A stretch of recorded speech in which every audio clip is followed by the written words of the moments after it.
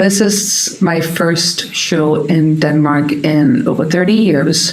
This exhibition is very different than what I showed last time. I had a show in Denmark, which was a strictly painting show. Since then, many things have happened. I moved to New York. I went to school in New York for painting. I moved to Miami, and I've been living in Miami for many decades. And so it is the first time that I returned to Denmark to do an exhibition that in this case is very experimental. It's based on performance, video, and installation art. And everything, the core of my work is painting based.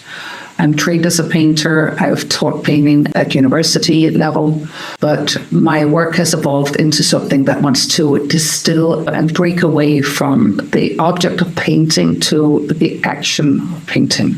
I've been teaching at a university, and I decided to take a leap, and I wanted to reinvent the work for myself. And I imagined a project where little seascape paintings had disappeared into the ocean. They came back years later, distilled into just the essence of painting, canvas and pigment. And in this particular case, it was blue canvases. They returned from the sea, and the pigment had settled into the crevices on the canvases. And a whole new idea opened up for me there. I fell in love with the way they looked. I loved the scale. I loved the freedom of it. And I thought, well, this is a space I can occupy for a long time. In the beginning, I worked primarily with blue and with the ocean concept. Since then, I've used various elements, the ocean, the night sky, geologies of the earth. I like to keep things very large, and I like to keep them sort of color themed within my projects. This show is interesting for me.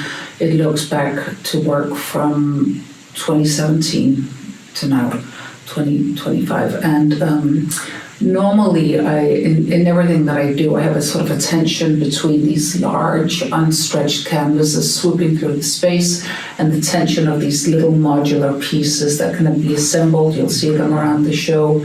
They can be fit to any space. They can be placed on the floor. They can be put on the walls. I used that concept for a public art piece called Sky of the First Water, which looks like a massive land formation sweeping through the side of a building, also made of these modular squares, all in blues and greens.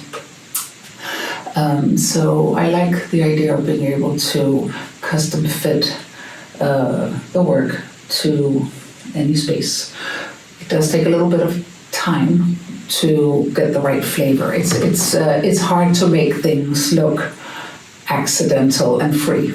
It is not as easy as it looks. Yes, the whole project began with me knowing that I would have a massive canvas that I would tear into strips, sort of playing on the idea of the title of the show, Act of Infinity, that very much shows an action, but also every little thread that has to be torn to create these strips that can be tied together indefinitely. I think loosened me up for this project. It was a beautiful sunny day in front of the museum, and I began tearing these strips, and before I knew it, the wonderful staff who works here came to help, and the exhibition curator Anne Hedeakrav even came, and it was very freeing. Everyone was running around in front of the museum tearing these blue strips that I would later connect, and I like the idea of connecting all the galleries with the blue strips. For the opening, I asked my sister to help me activate the exhibition. So I had 9 gymnasts here,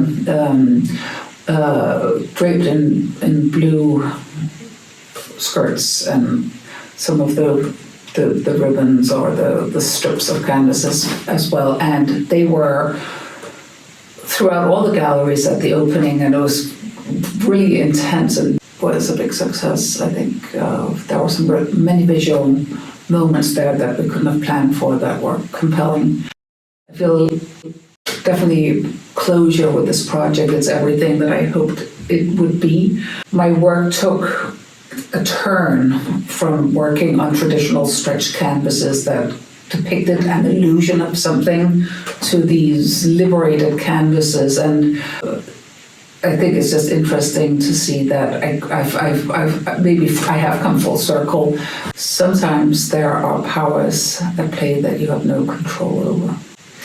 It always seemed natural to me, like the work is made outdoors, and sometimes I feel like an urge to return them to the element, or maybe almost to thank nature for helping me make the work. It just seems to. It's a script that I don't write, but seems to kind of flow naturally with the work as it progresses.